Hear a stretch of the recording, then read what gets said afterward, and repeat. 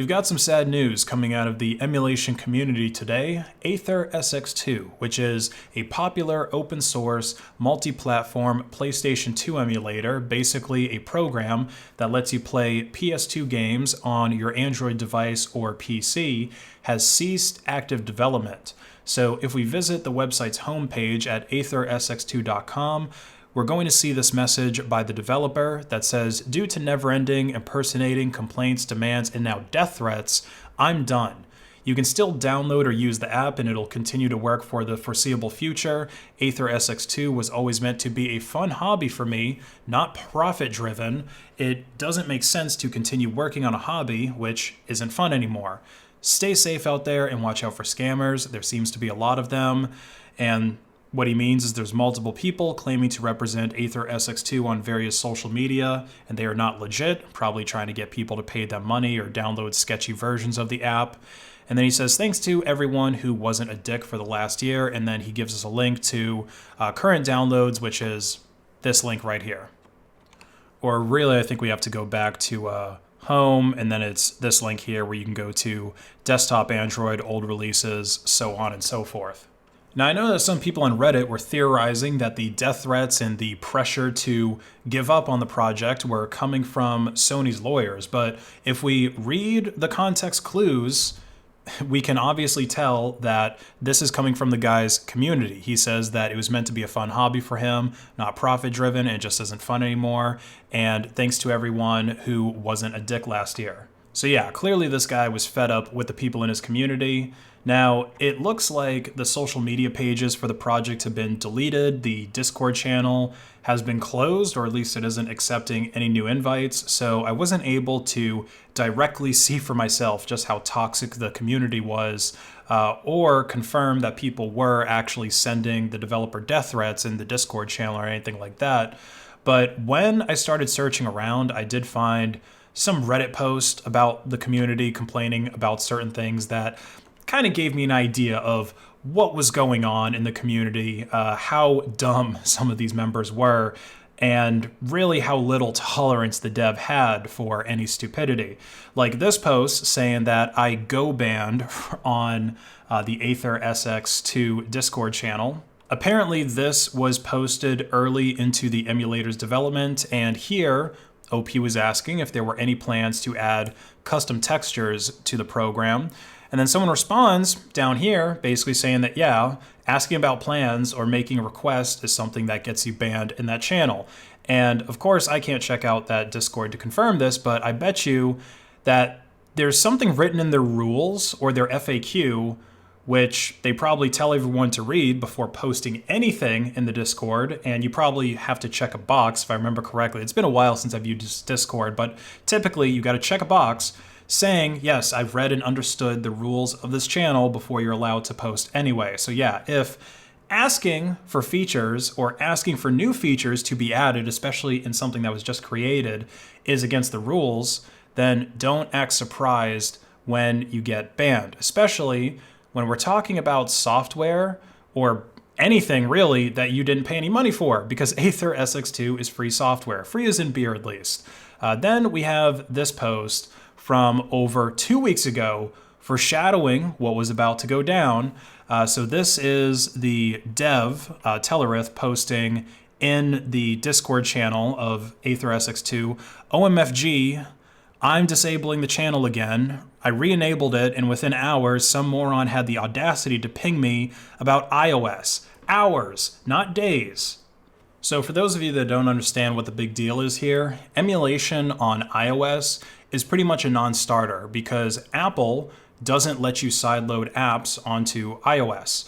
And that's probably something that's covered in the Discord channel's FAQ, or at the very least, that's something that should be covered in the FAQ of every emulation community everywhere, because emulation is something you can do on a lot of different devices. You can do it on Mac, you can do it on PC, you can do it on Linux, you can do it on Android, and I think you can even do it on other consoles. Like I think you can possibly run, like, say, PS2 games on an Xbox, but doing it on iOS is going to be very, very difficult. And so That's something that, again, assuming it is in the FAQ, something that this person should have read before they ask in the Discord channel, especially when it's just a couple of hours after the Discord channel was enabled, which probably got disabled in the first place due to a series of dumb posts. And here we have one of the dumbest posts possible getting posted. And then in the heckin'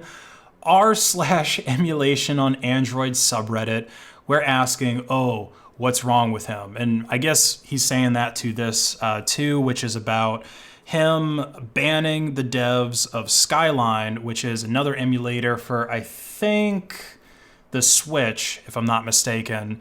And the reason he's banning them is because they paywalled their content. And he doesn't want that. He says, it should be free, not necessarily free and open source, because I don't think the Android part of this program is completely open source, but he wants it to be free as in beer. He doesn't want people charging money for the software. I guess that's against his principles, so he bans them, which again, he's got the right to do that in his channel. And finally, we have this post, which received a heckin' wholesome award, because that is the absolute state of Reddit. Let's award each other for crying on the internet because you got banned from the Aether SX2 Discord channel for no reason. And let's attach a screenshot of a conversation. Look at this, you guys. So of course, this is just a small bit of a conversation. Take it with a grain of salt, because there was probably a lot of dumb that was taking place before this, and here, I guess down here is where the supposed rudeness took place. Which, sure, I guess telling people, duh, of course we use the best configs by default,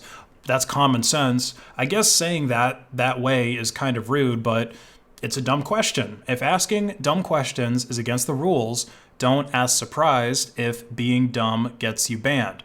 We've had computers since like World War II. Your great-grandfather was using them to decrypt Nazi shitposts sent over the air. And then how do you think those posts were being made in the first place? Some other guy's Argentinian great-grandfather was using the Enigma machine to do the encryption, and this thing was used and understood expertly by its operators in the 1930s. And here you are with a Galaxy J3 in the year of our Lord 2023 trying to emulate PS2 games on it, and you have the audacity to go into the dev's Discord when it doesn't work and go, "Wow, I want to play Crash Bandicoot on my $40 potato phone. What kind of config do I have to use to get 4K 60 FPS? No. How's about you get a phone that was made this decade? How's about you stop using a literal Obama phone, as in a phone that you bought when Obama was still president that sucked by 2016 standards already to play video games on? How's about you use that as a dumb phone instead? You just use it for calls and text, assuming that it can even connect to the cell towers at this point. How's about you use the emulator on one of the recommended devices, something that was probably also pinned in the Discord somewhere? And I've also seen some people say, oh, why didn't Telrith just hire somebody to do customer support? Or why didn't he just ignore messages on Discord and in his DMs and in his emails? Again, Telrith, I know I'm probably pronouncing their name wrong, but they're volunteering their time. I think they were getting some donations for this project, but these donations for projects like this do not net you enough money to live on, and certainly not enough to pay someone to work for you. Like he said in his whole, I quit statement, he's not doing this for profit. This was just a hobby that he was doing for fun, and now it isn't fun anymore. So if you're not making enough money off of this project to live, you're definitely not going to have enough to pay somebody to work for you and process all of these crazy messages that you're getting, which people could have figured out themselves if they just read the FAQ. And you can't simply ignore your emails or your Discord DMs because somebody might actually ask you or tell you something that's interesting or important. Hell, you'd think that almost everything that they would be telling you in there would be interesting and important if people were actually following the rules. I've seen so many open source projects get abandoned because of situations like this, where a community of people grow around some software. Lots of people are using it, but hardly anybody donates any money to it. Not enough for the dev to contribute full time at least, or hire any help. And then people start rudely bombarding you with dumb questions, suggestions, and criticism, oftentimes written in horrible English, if it's in English at all, and the suggestions are coming from people who clearly haven't even written Hello World programs once in their life. And the questions are usually answered in the FAQ. And as I've stated before, they typically have rules like no dumb here, or ask questions in English. If you break the rules, you get banned, simple as. Toxic consumers who pay nothing and are expecting everything are parasites to free software development, and are part of the reason why so many talented developers are choosing to create proprietary subscription-based spyware services instead of keeping things open source, because so often large parts of that user base are going to refuse to read the manual and instead just act like dumb animals. And if you act like a dumb animal, then we might as well just put your head in a trough, feed you some grain, and milk you for a bit, and then turn you into hamburger meat. Because all you are is a moron to profit from. Learn how to computer, and do not burden free software devs that are doing the Lord's work with your most likely self-inflicted digital ignorance.